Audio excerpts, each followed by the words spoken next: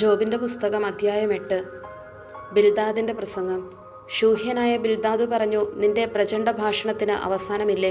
ദൈവം നീതിക്ക് മാർഗഭ്രംശം വരുത്തുമോ? സർവശക്തൻ ന്യായം വളച്ചൊടിക്കുമോ? നിന്റെ മക്കൾ അവിടുത്തേക്കെതിരായി പാപം ചെയ്തിരിക്കാം, തക്ക ശിക്ഷ അവർക്ക് ലഭിച്ചു. നീ ദൈവത്തെ അന്വേഷിക്കുകയും സർവശക്തനോട് കേണപേക്ഷിക്കുകയും ചെയ്താൽ, നീ നിർമ്മലനും നീതിനിഷ്ഠനുമാണെങ്കിൽ അവിടുന്ന് നിശ്ചയമായും നിനക്ക് വേണ്ടി ഉണർന്നെഴുന്നേൽക്കും. നിനക്ക് അവകാശപ്പെട്ട ഭവനം അവിടുന്ന് നിനക്ക് സമ്മാനിക്കും. നിന്റെ ആരംഭം എളിയതായിരുന്നെങ്കിൽ തന്നെ അന്ത്യദിനങ്ങൾ അതിമഹത്തായിരിക്കും. ഞാൻ നിന്നോട് അഭ്യർത്ഥിക്കുന്നു, കടന്നുപോയ തലമുറകളോട് ആരായുക, പിതാക്കന്മാരുടെ അനുഭവങ്ങൾ പരിഗണിക്കുക. ഇന്നലെ പിറന്ന നമുക്ക് ഒന്നും അറിഞ്ഞുകൂടാ. ഭൂമിയിലെ നമ്മുടെ ജീവിതം നിഴൽ പോലെ മാഞ്ഞു പോകുന്നു. അവർ നിന്നെ പഠിപ്പിക്കും, വിജ്ഞാന വചസ്സുകൾ നിനക്ക് ഉപദേശിച്ചു തരും. ചതുപ്പു നിലത്തല്ലാതെ ഞാങ്ങണ വളരുമോ?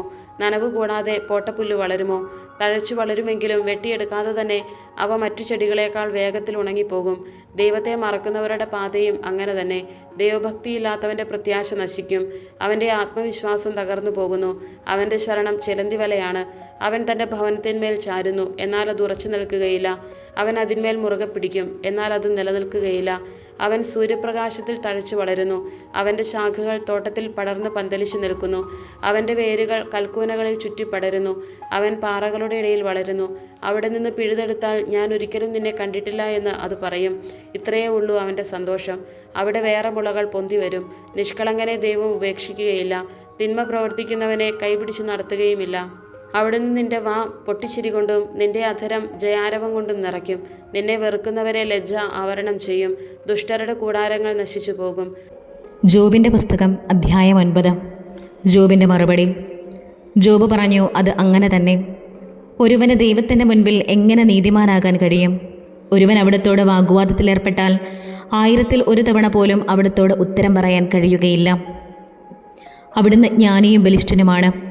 അവിടുത്തോട് എതിർത്ത് ആര് ജയിച്ചിട്ടുണ്ട്? അവിടുന്ന് പർവ്വതങ്ങളെ നീക്കിക്കളയുന്നു, തൻ്റെ കോപത്തിൽ അവയെ മറിച്ചു കളയുന്നു, എന്നാൽ അവ അതറിയുന്നില്ല. അവിടുന്ന് ഭൂമിയെ പ്രകമ്പനം കൊള്ളിക്കുന്നു, അതിൻ്റെ തൂണുകൾ വിറയ്ക്കുന്നു. അവിടുന്ന് സൂര്യനോട് കൽപ്പിക്കുന്നു, അത് ഉദിക്കുന്നില്ല. അവിടുന്ന് നക്ഷത്രങ്ങൾക്ക് മുദ്ര വയ്ക്കുന്നു. അവിടുന്ന് മാത്രമാണ് ആകാശത്തെ വിരിച്ചത്. അവിടുന്ന് സമുദ്രത്തിലെ തിരമാലകളെ ചവിട്ടിമെതിക്കുന്നു. സപ്തർഷിമണ്ഡലം, മകയിരം, കാർത്തിക എന്നിവയെയും തെക്കേ നക്ഷത്രമണ്ഡലത്തെയും അവിടുന്ന് സൃഷ്ടിച്ചു. ദുർജ്ഞേയമായ മഹാകൃത്യങ്ങളും എണ്ണമറ്റ അത്ഭുതങ്ങളും അവിടുന്ന് പ്രവർത്തിക്കുന്നു. അവിടുന്ന് എന്നെ കടന്നു പോകുന്നു, ഞാൻ അവിടുത്തെ കാണുന്നില്ല. അവിടുന്ന് നടന്നു നീങ്ങുന്നു, ഞാൻ അവിടുത്തെ അറിയുന്നില്ല. അവിടുന്ന് പിടിച്ചെടുക്കുന്നു, അവിടുത്തെ തടുക്കുവാൻ ആർക്ക് കഴിയും? എന്താണ് ചെയ്യുന്നത് എന്ന് ആർക്ക് ചോദിക്കാൻ കഴിയും? ദൈവം തൻ്റെ കോപത്തെ പിൻവലിക്കുകയില്ല. രാഹാബിൻ്റെ സഹായകർ അവിടുത്തെ മുൻപിൽ കുമ്പിടുന്നു.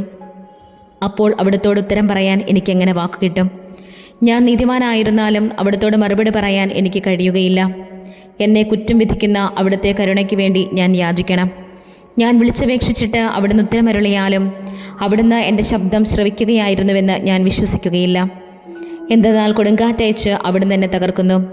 അകാരണമായി എൻ്റെ മുറിവുകൾ വർദ്ധിപ്പിക്കുന്നു. ശ്വസിക്കാൻ പോലും അവിടുന്ന് എന്നെ അനുവദിക്കുന്നില്ല.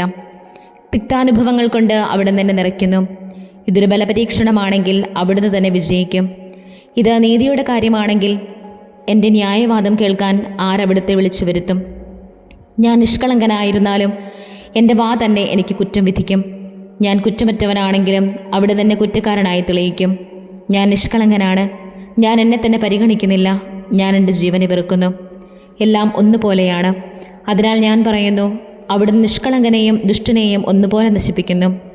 അനർത്ഥം അപ്രതീക്ഷിതമായ മരണത്തിന് കാരണമാകുമ്പോൾ അവിടുന്ന് നീതിമാനുണ്ടായ വിപത്തിൽ പരിഹസിച്ചിരിക്കുന്നു. ഭൂമി ദുഷ്ടൻ്റെ കൈകളിൽ ഏൽപ്പിക്കപ്പെട്ടിരിക്കുന്നു. ന്യായാധിപന്മാരുടെ മുഖം അവിടുന്ന് മൂടിക്കളയുന്നു. അവിടുന്നല്ലെങ്കിൽ മറ്റാരാണ് ഇത് ചെയ്തത്? എൻ്റെ ദിനങ്ങൾ ഓട്ടക്കാരനേക്കാൾ വേഗത്തിൽ പായുന്നു. അവ പറന്നു പോകുന്നു, ഒരു നന്മയും കാണുന്നില്ല. ഈറ്റുകൊണ്ടുള്ള ഓടിവെള്ളം പോലെയും ഇരയെ റാഞ്ചുന്ന കഴുകനെ പോലെയും അവ കടന്നു പോകുന്നു. പരാതി മറന്ന് വിഷാദഭാവം അകറ്റി പ്രസന്നതയോടെ ഇരിക്കുമെന്ന് ഞാൻ പറഞ്ഞാൽ അങ്ങനെ നിർദോഷനായി എണ്ണുകയില്ലെന്നറിഞ്ഞ് ഞാൻ എൻ്റെ എല്ലാ ദുരിതങ്ങളെയും ഭയപ്പെടുന്നു. ഞാൻ കുറ്റക്കാരനായി വിധിക്കപ്പെടും. പിന്നെന്തിന് ഞാൻ നിഷ്ഫലമായി പ്രയത്നിക്കുന്നു? ഞാൻ മഞ്ഞുകൊണ്ട് എന്നെ കഴുകിയാലും എൻ്റെ കരങ്ങൾക്ക് ക്ഷാരശുദ്ധി വരുത്തിയാലും അങ്ങനെ ചെളിക്കുഴിയിൽ മുക്കും. എൻ്റെ വസ്ത്രങ്ങൾ പോലും എന്നെ വെറുക്കും. ഞാൻ അവിടുത്തോട് മറുപടി പറയേണ്ടതിനും ഒരുമിച്ച് ന്യായവിസ്താരത്തിന് വരുന്നതിനും അവിടുന്ന് എന്നെപ്പോലെ മനുഷ്യനല്ലല്ലോ. നമ്മൾ ഇരുവരെയും നിയന്ത്രിക്കാൻ കെൽപ്പുള്ള ഒരു മധ്യസ്ഥൻ നമ്മൾക്കില്ലല്ലോ. അവിടുന്ന് ശിക്ഷാദണ്ഡ് എന്നിൽ നിന്ന് നീക്കിക്കളയട്ടെ. അവിടുത്തെക്കുറിച്ചുള്ള ഭീതി എന്നെ ഭയപ്പെടുത്താതിരിക്കട്ടെ. അപ്പോൾ അവിടുത്തെക്കുറിച്ചുള്ള ഭയം കൂടാതെ ഞാൻ സംസാരിക്കും. എന്നാൽ എൻ്റെ സ്ഥിതി അതല്ല. അധ്യായം 10. എൻ്റെ ജീവിതത്തെ ഞാൻ വെറുക്കുന്നു. എൻ്റെ പരാതികൾ ഞാൻ ഉച്ചത്തിൽ വിളിച്ചു പറയും. എൻ്റെ മനോവ്യഥയിൽ നിന്ന് ഞാൻ സംസാരിക്കും. എന്നെ കുറ്റം വിധിക്കരുതെന്നും എന്നെ എതിർക്കാൻ കാരണമെന്തെന്ന് അറിയിക്കണമെന്നും ഞാൻ ദൈവത്തോട് പറയും. അങ്ങയുടെ സൃഷ്ടികളെ പീഡിപ്പിക്കുന്നതും നിന്ദിക്കുന്നതും ദുഷ്ടൻ്റെ പദ്ധതികളെ അനുകൂലിക്കുന്നതും അങ്ങേക്ക് യോജിച്ചതാണോ? ഞാൻ നിഷ്കളങ്കനാണെന്നും അങ്ങയുടെ കരങ്ങളിൽ നിന്ന് എന്നെ രക്ഷിക്കാൻ ആരുമില്ലെന്നും അറിയുന്ന അങ്ങ് എൻ്റെ അനീതികളും പാപങ്ങളും അന്വേഷിച്ച് കണ്ടുപിടിക്കാൻ അങ്ങേക്ക് മനുഷ്യനേത്രങ്ങളാണോ ഉള്ളത്? മനുഷ്യൻ കാണുന്നത് പോലെയാണോ അങ്ങ് ദർശിക്കുന്നത്? അങ്ങയുടെ ദിനങ്ങളും വർഷങ്ങളും മനുഷ്യൻ്റേതുപോലെയാണോ? അങ്ങയുടെ കരങ്ങൾ എനിക്ക് രൂപം നൽകി എന്നെ സൃഷ്ടിച്ചു. എന്നാൽ ഇപ്പോൾ അങ്ങ് എനിക്കെതിരെ തിരിഞ്ഞ് എന്നെ നശിപ്പിക്കുന്നു. കളിമണ്ണ് കൊണ്ടാണ് അങ്ങെന്നെ സൃഷ്ടിച്ചതെന്ന് അനുസ്മരിക്കണമേ. പൊടിയിലേക്ക് തന്നെ അങ്ങനെ തിരിച്ചയക്കുമോ? അങ്ങനെ പാലുപോലെ പകർന്ന് തൈര് പോലെ ഉറകൂട്ടിയില്ലേ? അങ്ങ് ചർമ്മവും മാംസവും കൊണ്ട് എന്നെ ആവരണം ചെയ്തു. അസ്ഥിയും സ്നായുക്കളും കൊണ്ട് എന്നെ തുന്നിച്ചേർത്തു. അങ്ങനിൽ ജീവനും ഗാഢമായ സ്നേഹവും നിക്ഷേപിച്ചു. അങ്ങയുടെ പരിപാലന എൻ്റെ ആത്മാവിനെ സംരക്ഷിച്ചു. എന്നിട്ടും ഇവയെല്ലാം അങ്ങ് ഹൃദയത്തിൽ മറച്ചു വച്ചിരുന്നു.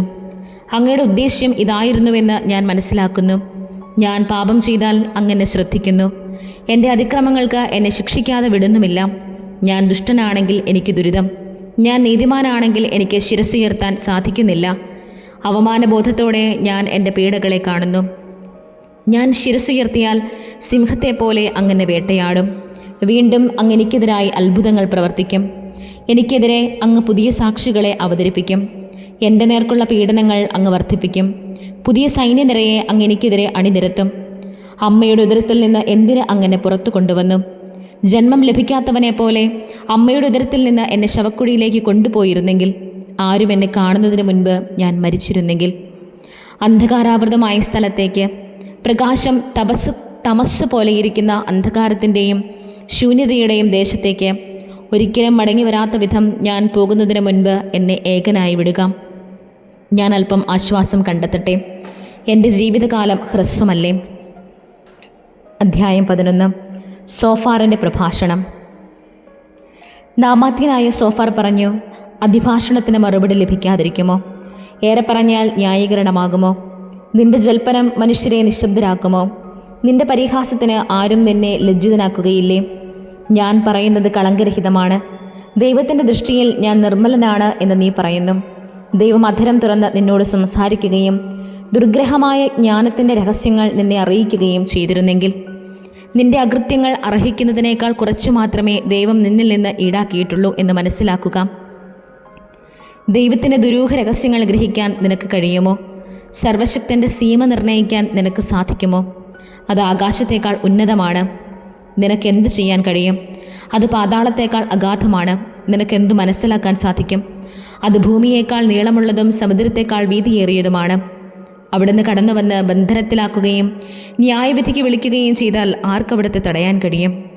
എന്തെന്നാൽ നിസ്സാരരായ മനുഷ്യരെ അവിടുന്ന് അറിയുന്നു. അകൃത്യങ്ങൾ കാണുമ്പോൾ അവിടുന്ന് അത് കണക്കിലെടുക്കാതിരിക്കുമോ? കാട്ടുകഴുതയുടെ കുട്ടി മനുഷ്യനായി പിറക്കുമ്പോൾ മൂഢൻ ബുദ്ധിമാനായിത്തീരും. ഹൃദയത്തെ ദൈവത്തിലുറപ്പിച്ച് കൈകൾ ഉയർത്തി പ്രാർത്ഥിച്ചിരുന്നെങ്കിൽ, നിന്റെ കൈകൾ അകൃത്യം ചെയ്യുന്നതെങ്കിൽ അത് നീക്കിക്കളയുക. നിന്റെ കൂടാരത്തിൽ ദുഷ്ടത കുടിപാർക്കാതിരിക്കട്ടെ.